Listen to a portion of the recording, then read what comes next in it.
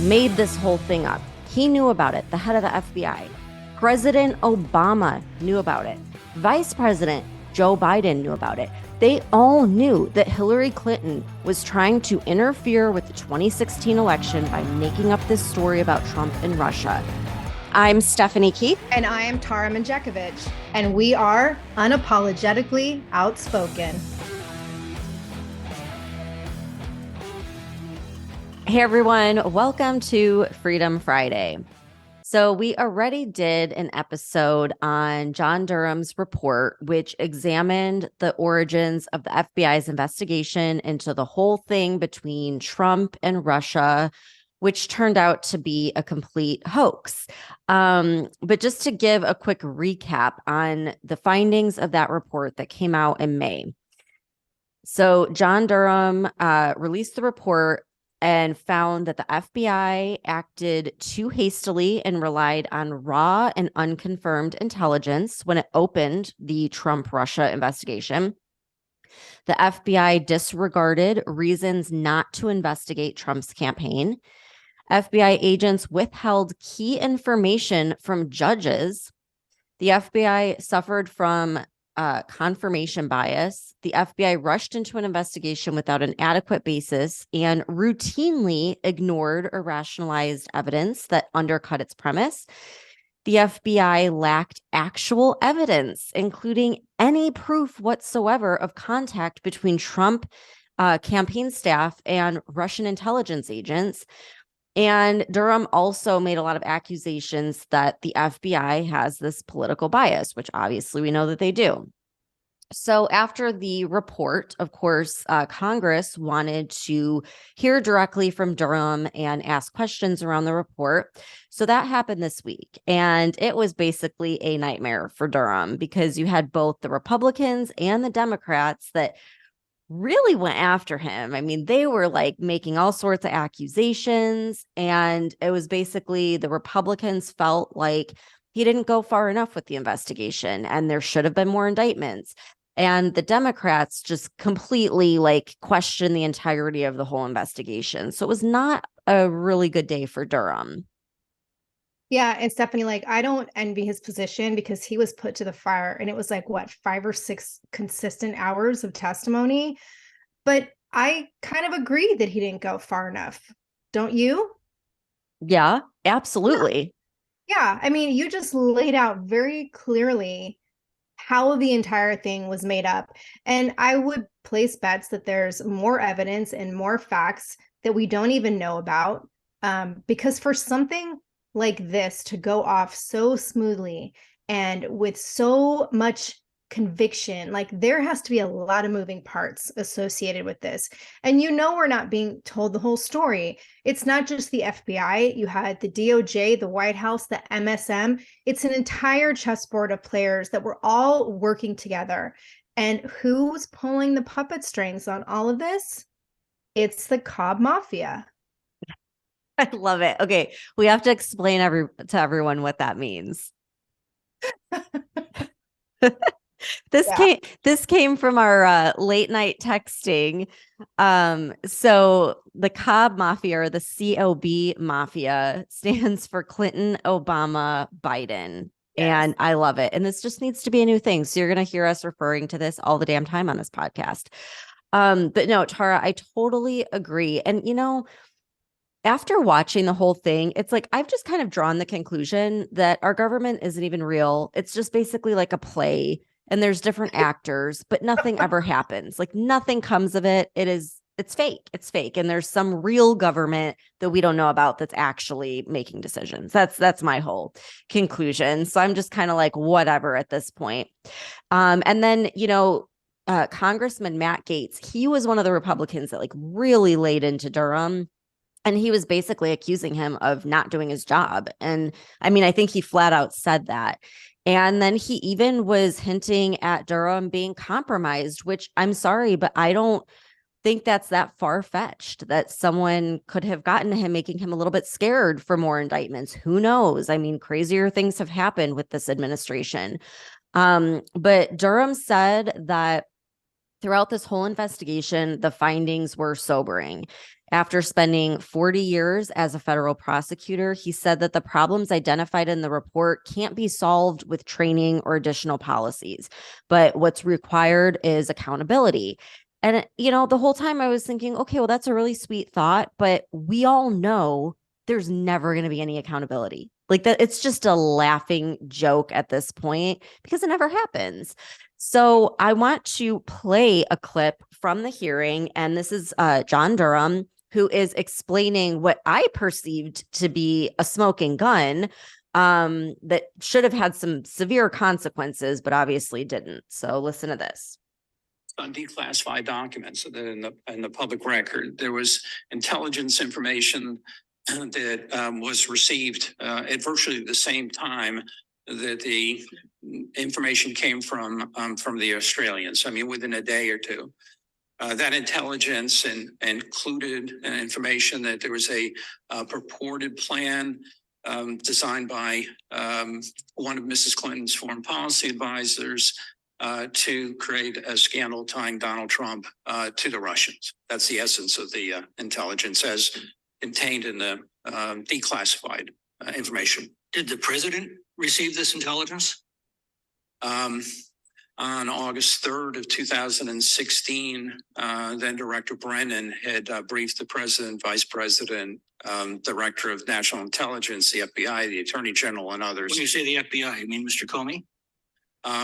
He had on August 3rd, it was conducted at the White House. So it was Director Comey himself. So Mr. Comey knew about this. President Obama knew about this. Vice President Biden knew about this. But it wasn't provided to the agents on the case or provided to the secret FISA court. Is that correct? That's correct. Why wasn't it? Oh, we can tell you what the facts are. People can draw their own conclusions from that. About the Papadopoulos comments at the bar that we used as justification for this whole thing. What would the FBI have learned had it looked into this information honestly? If before opening Crossfire Hurricane, they had checked their own files and communicated with other intelligence agencies and the like, they would have found that there was nothing at that time in their files that would corroborate the information, the suggestion of a suggestion that the Russians might provide some kind of assistance. There's nothing in their files that would corroborate that. All right, so let me just recap this for a second, okay? James Comey, who was the head of the FBI, knew about this, that Hillary Clinton, someone from her campaign, made this whole thing up. He knew about it, the head of the FBI. President Obama knew about it. Vice President Joe Biden knew about it. They all knew that Hillary Clinton was trying to interfere with the 2016 election by making up this story about Trump and Russia. They knew about it, and not only did nothing happen to Hillary, nor did they try to stop it, but after knowing this, the FBI proceeded to spend millions upon millions of dollars and precious time going after Trump, including outright lying to FISA courts. And despite all of this, there was only one indictment of some random attorney as a result from the investigation. And that attorney, by the way, that was indicted is already out. He's already practicing law again. Nothing has happened. Tara, could you imagine for 1 second if the tables were turned and this was Trump that tried to interfere with the election and Hillary was the one? Could you just imagine everyone around him, including himself, would be arrested? I mean, hell, he holds on to some documents that he had as president and they're trying to throw him in jail. So just imagine. And this is why I think that he's gaining so much momentum, because the bias of our government and these political games that they're playing is so in our face. They're not even trying to hide it. It's all out in the open, yet nothing comes of it. Yeah, but Stephanie, why should they try to hide it when it's very clear that nobody has the power to stop them? Right? Because we have a fake government and it's all a play. I am telling you, I am running with this story. That's what I truly believe. And what Durham said time and time again during the investigation was that he had to stay within the scope of what he was hired to do. And of course, follow the Constitution, which restrained him because when he found things that were damning, but were like, quote unquote, outside of the scope of what he was assigned to do, then all he can do is like make these vague recommendations. And we know damn well those recommendations will go nowhere. Yeah, Stephanie, the recommendations are going to go to the exact same place that accountability goes. And that is what you said, nowhere. And this is the part that, as always, is pissing me off. Like, throughout this investigation, he described the findings as, sobering or concerning or troubling. Like, these terms completely undermine the seriousness of this crime, because that is really what this is. This whole thing is a crime against the people of America. It was a purposeful, highly planned, and flawlessly executed election interference that swayed the votes of good-hearted and easily influenced Americans who believed things that weren't true, which resulted in a stolen election because it was an election based on lies. And frankly, I perceive that as treasonous and in violation of the US Constitution. It was not a free and fair election. It was collusion, influence, coercion, and purposeful deceit. So do I think that Durham responsibly did his job by following the letter of the law and, the scope of his practice and the confines of the Constitution? I mean, arguably, I suppose you can say yes. But when you're dealing with the caliber of people who consider themselves to be above the law and who constantly get away with proving that to be true, you can't win unless you change the rules of the game. So to say he was just following DOJ guidelines, knowing full well that the DOJ and the FBI are corrupt, to me, that's a conflict of interest. It's not productive, and you're not coming up with anything truthful.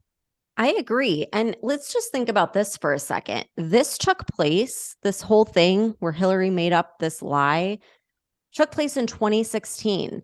So 7 years later, we're finally having a hearing about it and nothing happens. Yet when Trump does something, within 24 hours, they drop everything they're doing. Forget about, pedophiles and child pornography. We're going to focus on getting Trump. There is... If the Hunter Biden's laptop had been Trump's laptop, do you think could you imagine there with nobody looking at it for a year? Could you imagine? Oh, I got a good clip for later that has to do with the sons of these presidents. Good God. So House Judiciary Committee Chairman Jim Jordan, he's saying that the FBI should have their budgets cut over the investigation into Trump. And he said, quote, "I don't think more training, more rules is going to do it. I think we have to fundamentally change the process. We have to use the appropriations process to limit how American tax dollars are spent at the Department of Justice," Jordan said.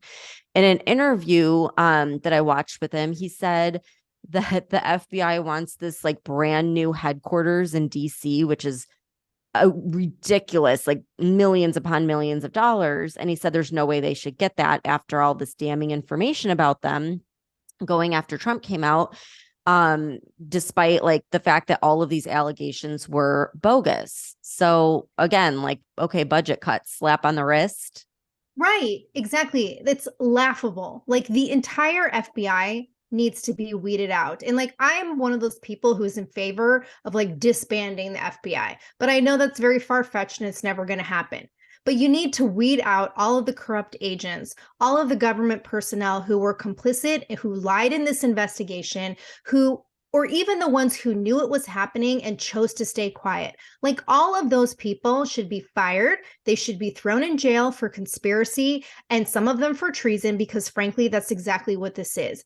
And Stephanie, I know, you already laid out how it was proven that the FBI was complicit in knowing this was election interference. And I just want to play this clip from Ben Shapiro's show yesterday, because it sums up the depth of the FBI's involvement in such a concise way that it's mind-blowing. In particular, as I wrote at the time, Crossfire Hurricane was initiated based on sheer conjecture that was created whole cloth by Hillary Clinton's 2016 campaign. Durham reports that in late July 2016, Australia provided information to the U.S. Embassy in London surrounding conversations between Australian diplomats and a low-level Trump foreign policy advisor named George Papadopoulos, in which Papadopoulos had allegedly suggested that the Trump team had received some kind of suggestion from Russia that it could assist in the process of releasing information about Hillary Clinton. That information was the predicate for the entire Trump-Russia collusion hoax. The FBI basically greenlit the investigation within days of receiving that flimsy information. Peter Strzok, who's an ardent Trump hater, he helped initiate that investigation. The investigation, Durham notes, was launched before any dialogue with Russia, with Australia or the intelligence community prior to any critical analysis of the information itself. So basically, they heard a rumor that a very low-level Trump official had mentioned Russia in a conversation, and they launched the Trump-Russia investigation. So what exactly prompted their eagerness to launch? The FBI, as Durham acknowledges, was already in possession of the Steele dossier, which was the lies and innuendo compiled by Fusion GPS, Hillary Clinton's law firm, at the behest of the Clinton campaign. The FBI had also been approached by a second source working with Fusion GPS in July of 2016. Apparently, there was a push for an investigation prompted by the desires of the Clinton campaign and the perceived necessity of stopping Trump. The FBI's assistant legal attaché in London knew that this information was not good enough to be the predicate for an investigation. He said that the FBI management was pushing the matter so hard there is, quote, no stopping the train, making it his job to grease the skids. Meanwhile, in July 2016, U.S. intelligence agencies already knew that Russia was saying that Hillary was basically trumping all of this up. On August 3rd, CIA Director John Brennan, quote, met with the president, vice president, and other senior administration officials, including but not limited to the attorney general and the FBI director, and briefed them on the so-called Clinton plan. That Clinton plan was, of course, her plan to turn Trump-Russia into a major campaign issue by laundering this into public view. Nobody at that point decided to put a hold on the Trump-Russia investigation to investigate whether it was coming from Hillary. Instead, they just jumped full scale, both feet into the middle of this thing. As I wrote at the time, that collusion is significantly worse than Watergate, involves the former Secretary of State and Democratic candidate for president laundering false intelligence information to the FBI, and the FBI overseen by that candidate's political allies in the Obama administration, using that information as the predicate for a full-scale investigation, knowing full well that the Clinton campaign could well be behind the allegations in the first place, and they went forward with it anyway. Okay, what did he say? FBI, FBI, FBI. Yeah. Right? I mean, he's right. They all knew about it. It wasn't like they thought. They knew that this was bogus, and they went forward with it. And every American should be pissed off about that, because look at how many years, how many dollars, how much just bullshit we had to deal with during his entire presidency, all over something that they knew was false. Right. And it's terrifying that they can do that to a president and completely get away with it. And Tara, I got to say, my favorite part of the hearing was the exchange between Shifty Schiff. That guy is such a weasel. Oh my gosh. And Durham. And you could tell that Durham knows this guy is just horrible. Basically, first of all, you have to see the video, because it was the reaction of everyone at the hearing when Durham tells Schiff with a smirk on his face that this whole situation is not unique, because basically Adam Schiff is talking about Donald Trump Jr. that allegedly got a phone call or something at Trump Tower. And so Durham just kind of says, well, this situation is not unique to you, meaning clearly there's another presidential son who is doing all kinds of things.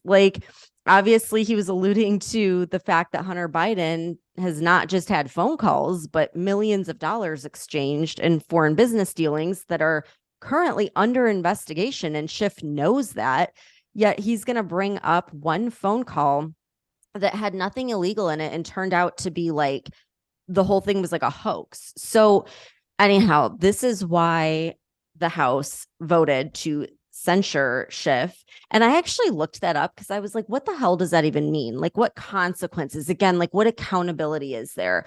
You want to know what the definition of this is? It's less severe than expulsion in that it does not remove a politician from office, but it is a formal statement of disapproval that can have a powerful psychological effect on a member. Are you kidding me? Okay, so they're trying to shame him? That guy doesn't give a shit. It's such a joke. Adam Schiff, I'm sorry, fuck that guy. That man, either like signed my paychecks when I first started with LAPD, or he was like the little official seal stamp on my paychecks.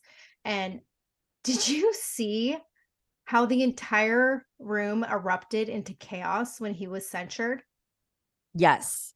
Okay, because if anyone who hasn't seen it, apparently it was like a vote of 213 Republicans to 209 Democrats, and all these libtard Congress people were like crowding the aisles when the vote was read, and they were chanting shame, shame, shame, like over and over and over again, and they were like cheering Schiff on and patting him on the back as he was walking through the room. I mean, it was like a fucking circus. And Schiff is a proven liar. Proven. And he gave this ridiculous speech where he called himself like a truth teller and said he was being honored by these Democrats. And I just want to briefly play this clip of what he said because it was so absolutely ridiculous. I got the wrong time. No, Oh my God. We should totally leave this in because that is freaking hilarious. No, because it's not the right thing. Okay, but you want to know what I thought was so funny about that? Like it reminded me of like the teacher that's trying to get like the preschoolers to settle down, like, and Kevin McCarthy was the teacher. And so he kept like pausing and letting them like have their little temper tantrum. And then he says, we could do this all night. I have all night. And then they finally like quieted down. I'm like, these are a bunch of little children. It's so ridiculous. I know. You have to hear him because it's ridiculous. I thank you. You honor me with your enmity. You flatter me with this falsehood. You who are the authors of a big lie about the last election must condemn the truth tellers, and I stand proudly before you. Your words tell me that I have been effective in the defense of our democracy, and I am grateful. And yet this false and defamatory resolution comes at a considerable cost to the country and to the background there. Like, seriously. That is the perfect example of how they say like what the right is doing when it's really what they're doing. Like he authored the big lie. It wasn't them. Right. And it's like you said, this is another example of someone just getting slapped on the hand with no accountability. You know, you read what it means to be censured. So does it mean anything that Schiff was censured? No, it's basically like a stern warning. And it's like, you get to keep your job, but here's a slap on the wrist. Like the fact that he even got to interview Durham. Like it's ridiculous. Yeah. It is. Well, see, okay, when I looked that up, that definition, that was when I was like, this is all fake. It is all fake because they can't do anything to these people that are lying. The only power that they have is the power of the purse, where they can cut the budgets. And will they even end up doing that? I mean, probably not. Like, honestly, like I just doubt that anything at all will come of this. It's all fake. Nothing, that no one can do anything. There is no like, what do they call it? Where you are like overseeing the power of other branches, separation of powers. Like it does, none of it matters. None of it matters because they just do whatever the fuck they want and no one can hold them accountable. And our whole government is like one big lie. That's what I got out of this whole investigation / hearing. Yeah. And it's like, I know this is going to be a very like stark comparison, but when you think about it, it's accurate because, you know, yes, people are waking up to what's going on. People are seeing the truth, right? But I think I'm coming to this conclusion because I'm reading this whole book about an escape from Auschwitz right now. But people knew the truth when Jews were being gassed by the thousands every day in concentration camps in Poland in World War II. And it wasn't knowledge that stopped the killings, it was action.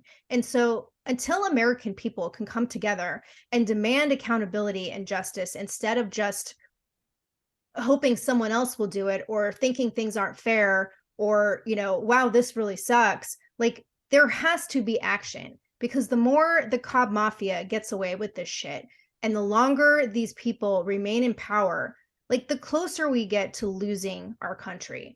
And that should be something that really scares everybody into coming together and taking action. Yeah. And I hope that based on our findings from our Monday episode, where more and more people are, considering themselves socially conservative, hopefully it will inspire people to take that action. So it's like, I think we're at the first phase where people are waking up to the bullshit and realizing what's really going on here. And then phase 2 is like, yeah, action. And what do you do? How do you do that? So I totally agree with you. But at the end of the day, it's like, do I really think that'll happen? Probably not. And I feel like I just feel lost right now. I feel like it's so hopeless. Right. And because good people think that we're going to solve it in the next election. And if you think we are going to have a fair and equal election and free election in 2024, think again. Like, something is going to happen before then to derail the whole election process. And I'm not trying to sound like a doomsday person, but based on everything that this government has done, I have zero doubts that they're going to come up with some other pandemic or some war or something that is going to derail the election. Honestly, like, I'm at the point where I don't even think it matters. I really don't. I don't think it matters whether it's Trump or Biden or Kennedy, because I am convinced at this point in time, right now, I am convinced that our government is not really in control of anything.